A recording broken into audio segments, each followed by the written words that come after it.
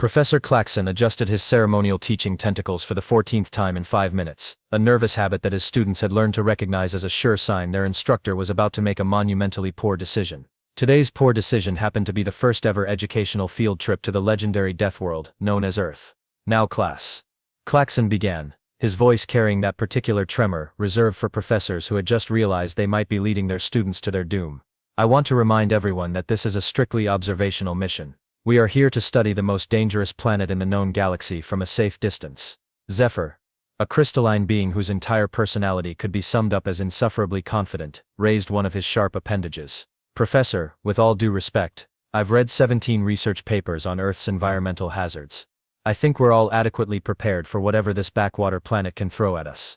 17 papers, muttered Bubble, a gelatinous creature whose anxiety levels were so high they were practically visible as stress bubbles floating around her translucent form. I've read 43 papers, watched 18 documentaries, and I still think this is a terrible idea. Did you know that Earth's surface is 70% covered in a substance that can drown you? And the other 30% is trying to kill you in entirely different ways. Crunch, whose species had evolved from apex predators but somehow ended up looking like a cross between a bear and a very confused houseplant, was more focused on practical concerns. But what about the food situation? I heard Earth creatures consume other living beings. That's either horrifying or brilliant, and I can't decide which.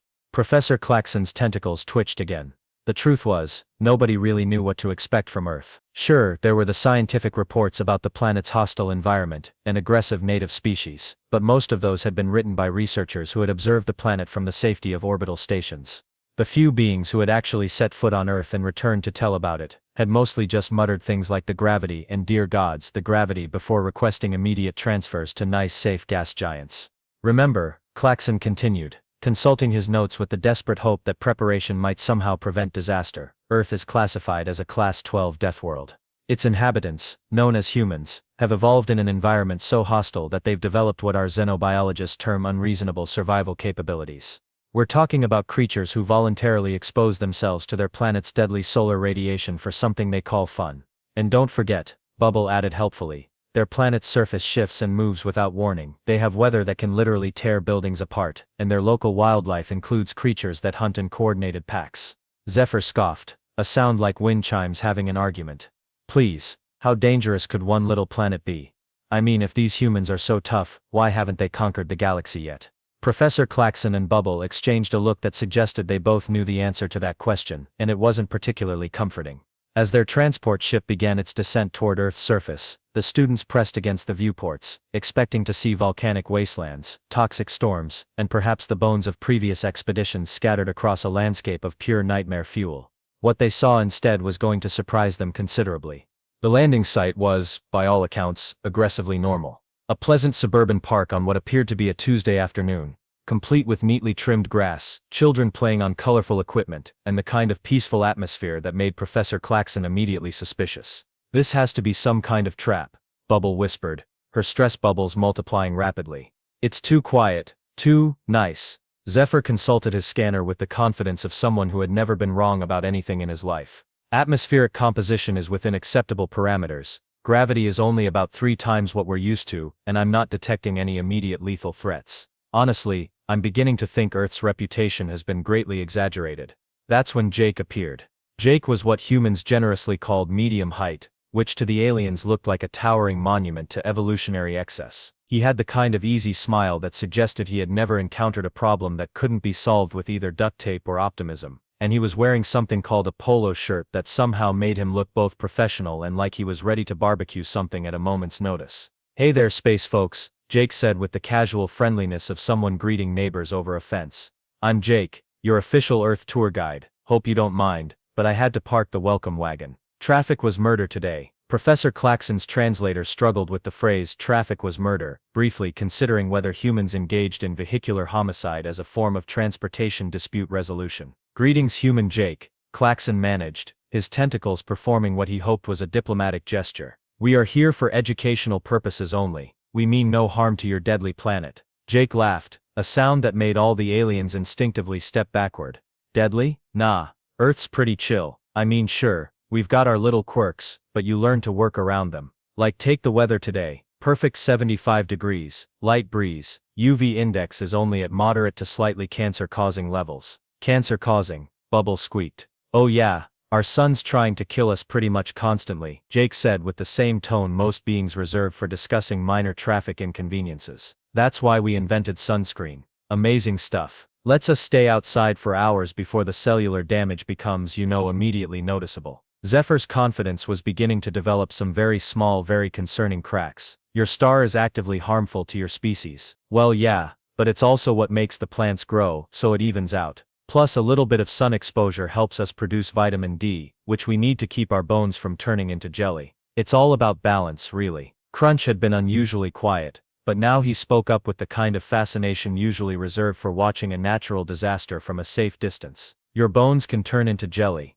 Oh sure, if we don't get enough calcium and vitamin D. Also if we don't put enough stress on them through regular activity. Use it or lose it, That's why humans are always doing crazy stuff like running and jumping and playing sports. Gotta keep the skeletal system honest. Professor Claxon was rapidly realizing that his 17 years of xenobiology education had not adequately prepared him for creatures who described their own biological processes like they were discussing maintenance requirements for particularly unreliable machinery. So the gravity, Bubble began hesitantly, doesn't it feel heavy? Jake shrugged. An action that involved moving approximately 40% of his body mass in a casual display of the kind of strength that would have made most aliens file immediate insurance claims. You get used to it. I mean, babies can barely hold their heads up for months, but by the time we're toddlers we're running around falling down stairs bouncing off stuff. Kids are basically indestructible. The aliens absorbed this information with the kind of horrified fascination usually reserved for documentaries about cosmic phenomena that could end civilizations. Right.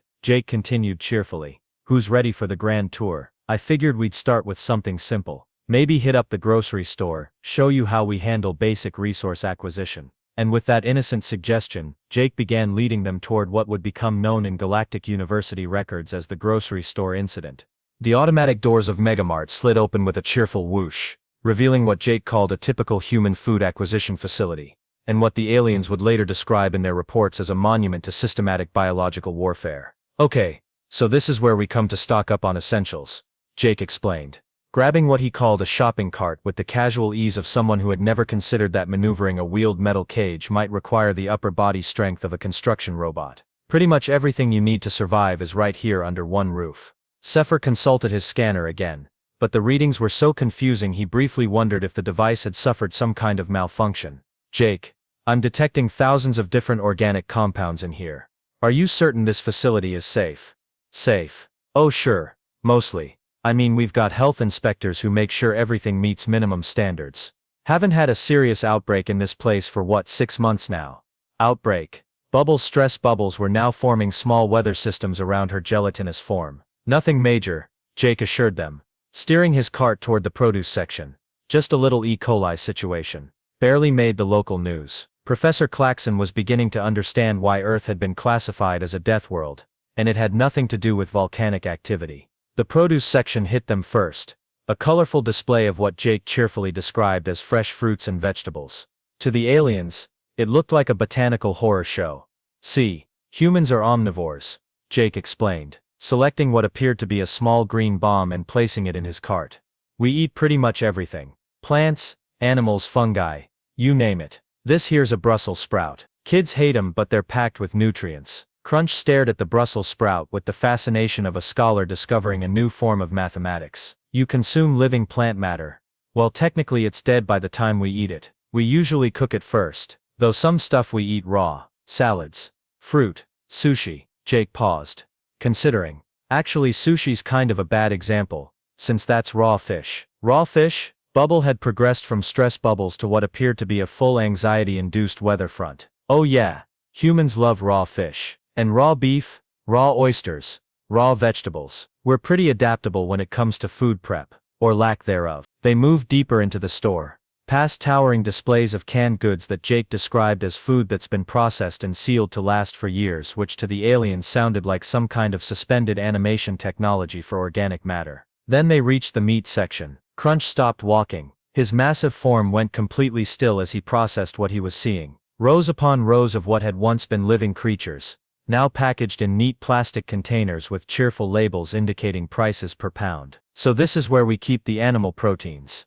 Jake said, apparently unaware that he had just introduced his alien guests to what they were mentally cataloging as evidence of systematic predation on an industrial scale. Beef, chicken, pork, fish. We've got pretty much every major food group represented. You eat other animals, Crunch said slowly, his voice carrying the tone of someone who had just discovered that mathematics was actually a form of interpretive dance. Sure do. Been doing it for couple 100,000 years at least. Really helped with brain development. All that protein. Course. We also eat the animals that eat other animals. And the animals that eat plants. And pretty much anything that doesn't eat us first. Jake chuckled. Though to be fair, there's not much that considers humans a regular menu item these days. Zephyr's confidence had now progressed from small cracks to what could generously be described as structural damage. You're saying that humans are apex predators? Well, yeah, technically, though we mostly just buy our meat pre-killed these days. Very convenient. Back in the day, humans used to hunt everything personally. Now we've got specialized facilities that handle all that for us. Professor Klaxon was frantically taking notes, his tentacles moving so fast they were creating small sonic booms. Specialized facilities, factory farms, slaughterhouses, processing plants. Really streamlined the whole operation. We can feed millions of humans daily with these systems. Bubble had progressed beyond stress bubbles into what appeared to be a complete existential crisis. Millions of humans, she whispered. How many humans are there? Oh, about 8 billion give or take. The aliens processed this information with the kind of stunned silence usually reserved for cosmic revelations. 8 billion apex predators, Zephyr said faintly. 8 billion apex predators, who have industrialized their food chain, Professor Klaxon added, his note-taking tentacles now smoking slightly from overuse. And that's just on one planet, Jake said helpfully. We're talking about expanding to Mars pretty soon. Gotta think about feeding everyone, you know. Crunch was still staring at the meat section when he asked the question that would haunt alien anthropologists for generations. Jake, what do you personally eat in a typical day? Jake considered this, apparently unaware that his answer was about to redefine several species' understanding of biological possibility. Well, this morning I had bacon and eggs for breakfast, a turkey sandwich for lunch, and I'm thinking maybe a nice steak for dinner. Oh, and I usually snack on some mixed nuts and maybe an apple or two. You consume multiple species per day? Crunch asked. Pretty standard really. Most humans eat at least 3 or 4 different species daily. Sometimes more if you're feeling adventurous. As they left the grocery store, Professor Klaxon realized they were going to need to completely revise their understanding of what made Earth a death world. It wasn't the environment that was dangerous.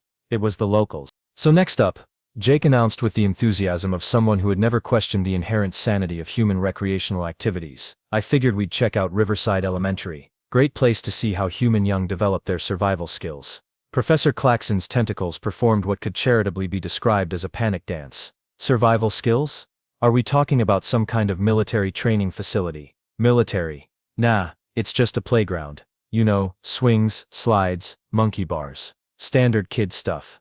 Jake paused, apparently considering whether he needed to explain the concept of childhood recreation to beings whose young were typically kept in protective biopods until they reached intellectual maturity. Human children need to play. Helps with physical and mental development. Physical development. Bubble repeated weakly, her stress bubbles now forming small cumulus formations. What exactly does that involve?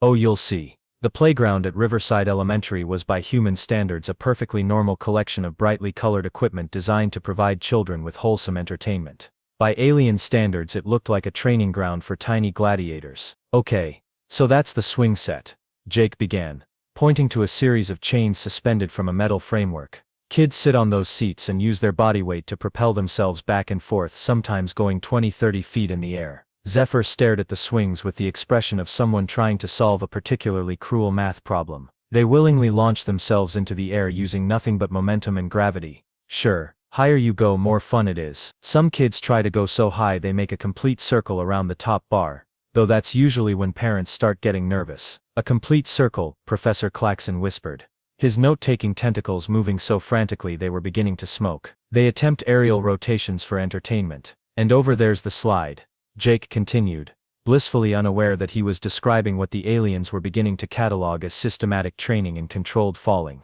Kids climb up that ladder, sit down at the top and slide down. Some of them try to go head first, or standing up, or in groups. Crunch had been quietly observing a group of human children who were engaged in what appeared to be a complex military exercise involving pursuit, evasion, and territorial conquest. "Jake, what are those small humans doing?" "Oh, that's just tag. One kid tries to touch the others, and whoever gets touched becomes the new chaser. Helps develop speed, agility, strategic thinking. Pretty basic stuff." "Strategic thinking," Bubble echoed faintly. That's when they witnessed what would later be recorded in xenological archives as the monkey bar incident. A human child, approximately 7 years old and possessing the kind of fearless confidence that evolution had clearly designed to give alien observers heart palpitations, approached a series of horizontal bars suspended 8 feet above a surface that Jake casually described as mulch. "Watch this," Jake said proudly.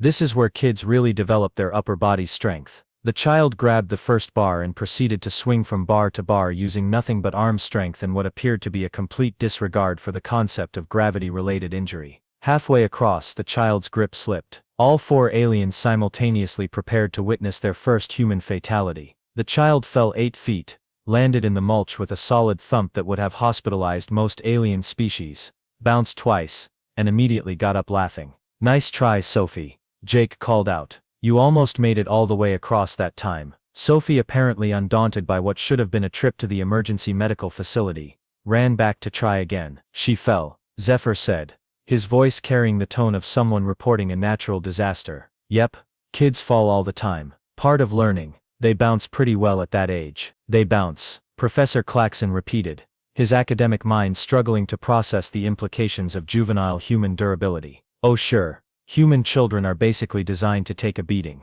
Good thing too, considering how they play. See that climbing structure over there? Kids regularly fall off that thing from 15-20 feet up. Usually they just dust themselves off and go right back up." Bubble had progressed beyond weather systems into what appeared to be a localized atmospheric disturbance. "They fall from 20 feet and continue playing. Kids heal fast. Plus they're still developing their pain tolerance. What might put an adult in the hospital for weeks, a kid will walk off in about 10 minutes. As if to demonstrate Jake's point, 2 children collided at full speed while chasing a spherical object. The impact was audible from 50 feet away. Both children hit the ground, paused for approximately 3 seconds to assess the damage, and then resumed their pursuit of the ball with renewed enthusiasm. "That's soccer," Jake explained helpfully. "Kids love it. Really builds character, having other kids kick balls at your head at high velocity. Other children deliberately target their heads with projectiles." Crunch asked with the fascination of a scholar discovering a new branch of applied physics. "It's all part of the game.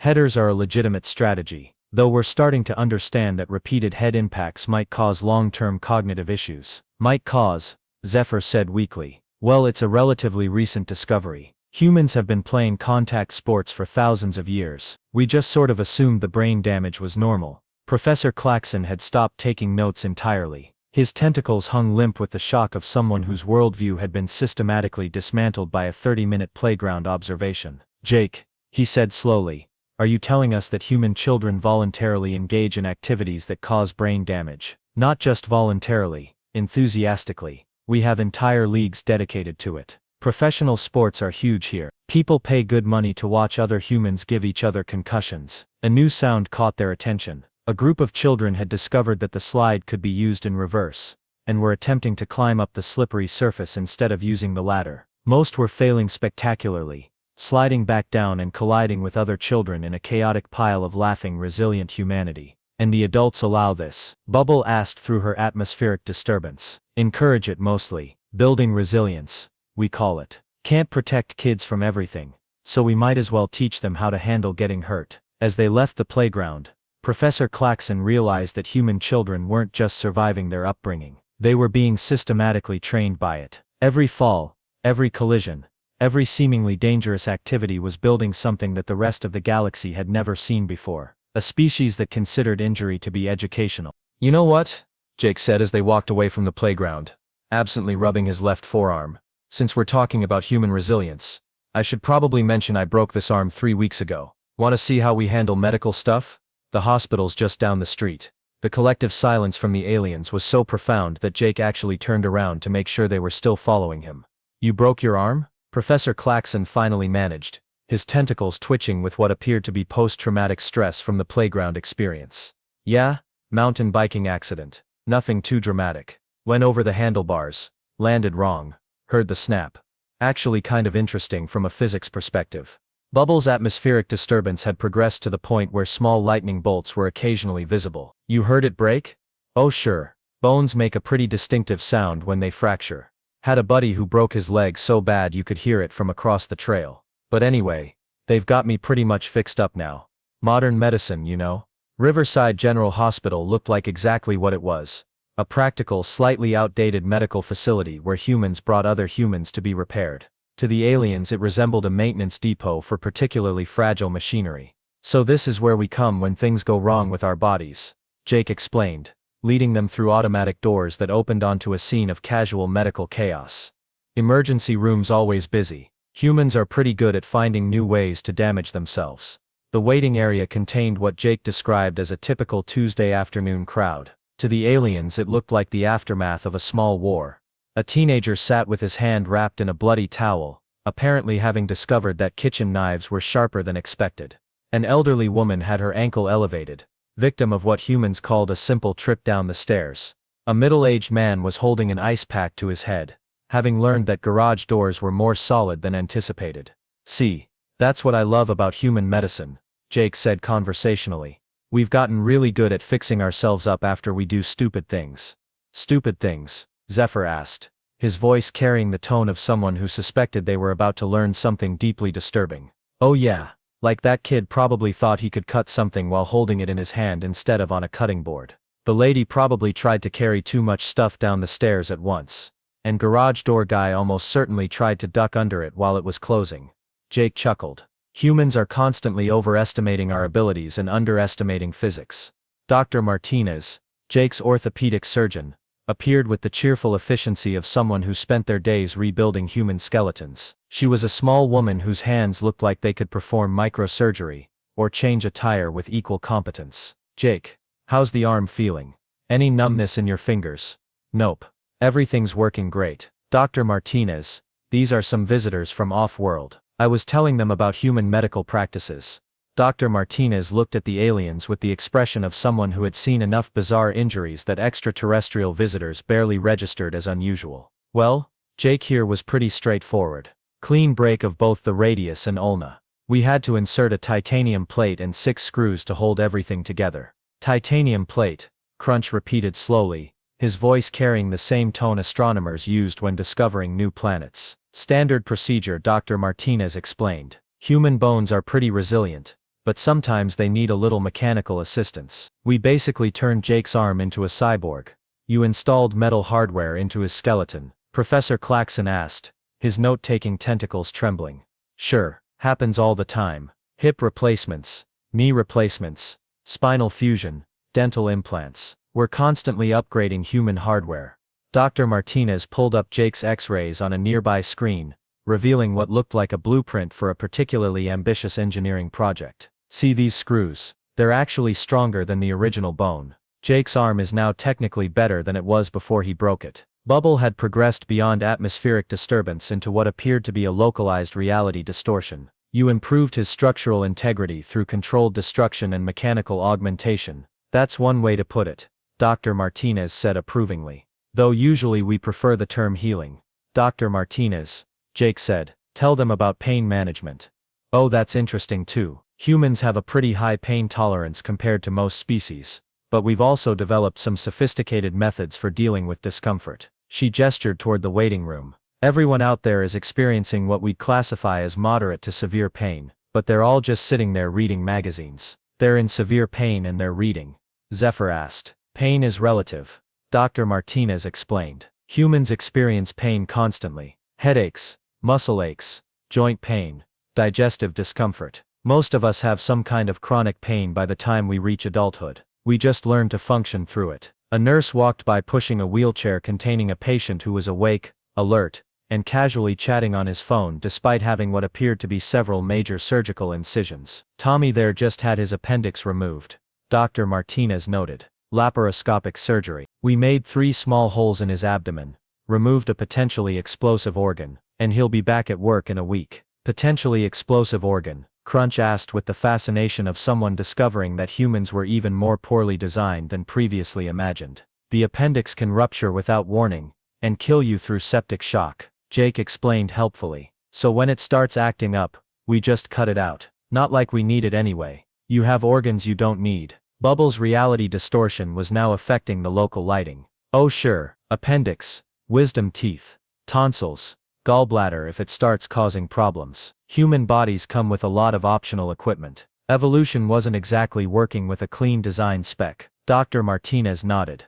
And when the original parts wear out, we just replace them. Heart, liver, kidneys, lungs. We've gotten pretty good at swapping out components. You replace your vital organs? Professor Claxon asked, his academic composure finally cracking completely. When necessary.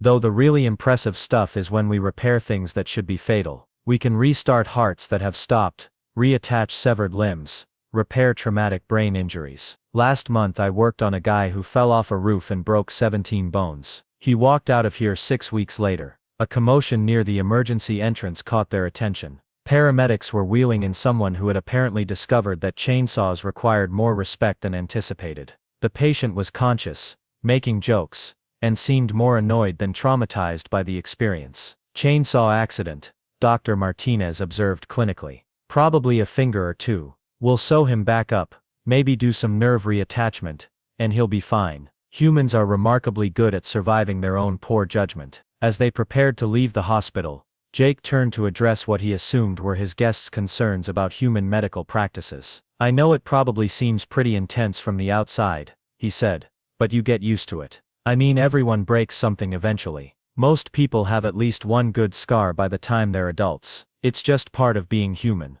Everyone breaks something, Zephyr repeated in a voice barely above a whisper. Sure, broken bones, torn muscles, cuts that need stitches. Maybe a concussion or two. Just part of growing up. Builds character. Professor Claxon stared at Jake with the expression of someone who had just realized that their entire academic career had been based on a fundamental misunderstanding of biological possibility. Jake, he said slowly, do humans consider physical trauma to be a normal part of existence? Well, yeah. I mean, life's dangerous. Right. You're either going to get hurt, or you're not really living. As they left Riverside General, the aliens realized they had discovered something that would fundamentally change how the galaxy viewed the concept of mortality. Humans hadn't just evolved on a death world, they had evolved to treat death as a minor inconvenience. 3 days later, back at Galactic University, Professor Claxon sat in his office staring at a stack of incident reports that would probably result in the permanent cancellation of all Earth-based field trips. His tentacles twitched occasionally, as he relived various moments from what the administration was already calling the Earth disaster. The door chimed, and his students filed in for their mandatory post-expedition debriefing. They looked like survivors of a particularly intense philosophical crisis.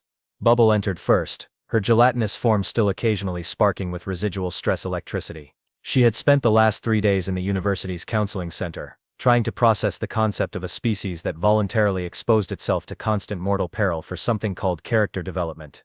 Zephyr followed, his crystalline structure noticeably dimmer than usual. His confidence had been so thoroughly shattered by the Earth experience, that he had actually been heard asking questions in his advanced quantum physics class instead of providing unsolicited corrections to the professor. Crunch brought up the rear, carrying what appeared to be several dozen research papers on human dietary habits.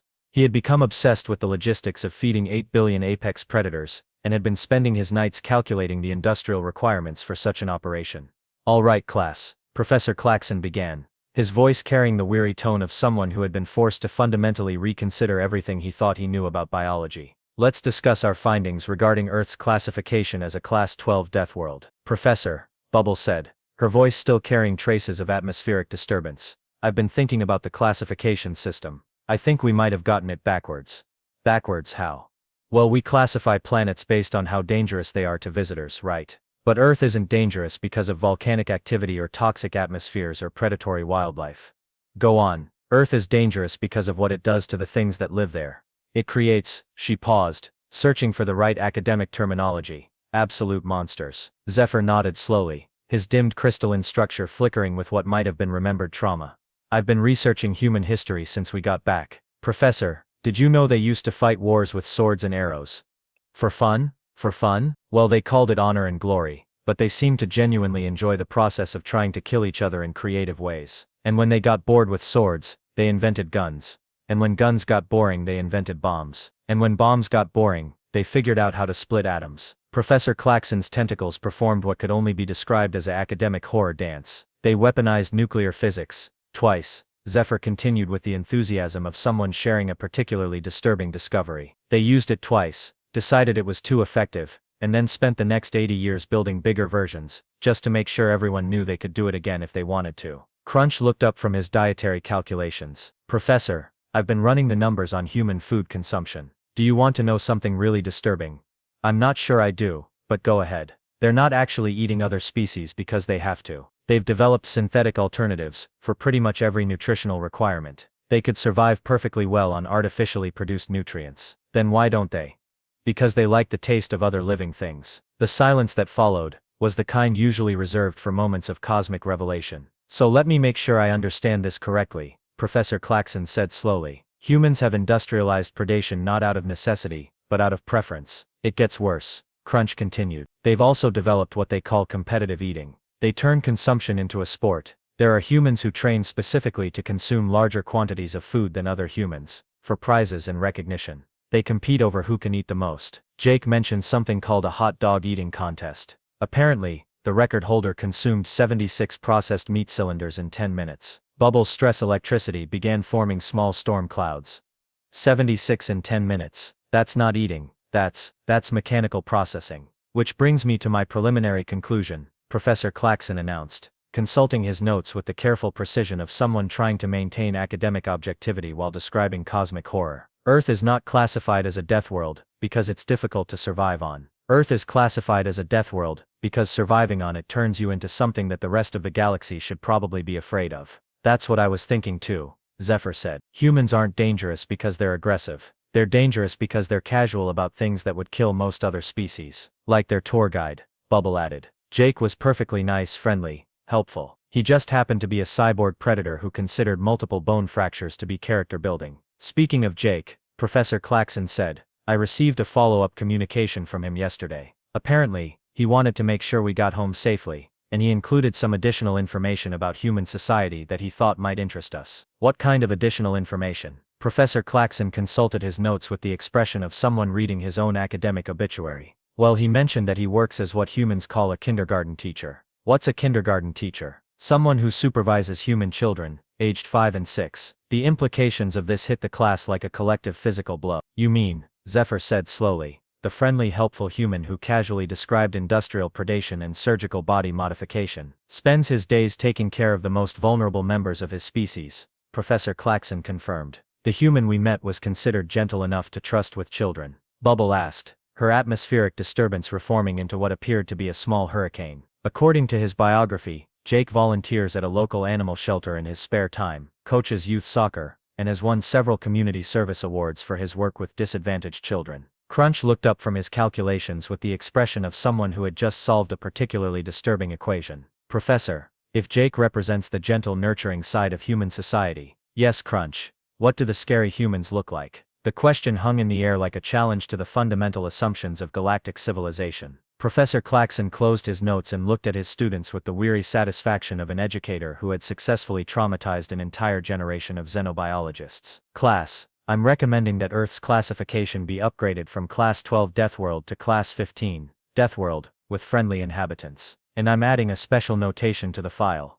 What kind of notation, Professor? Do not attempt contact unless you're prepared to have your entire understanding of biological possibility fundamentally restructured by a cheerful kindergarten teacher who considers multiple bone fractures to be a normal part of childhood development. As the students filed out of his office, probably to spend the next several years in therapy, Professor Claxon made one final note in his expedition report.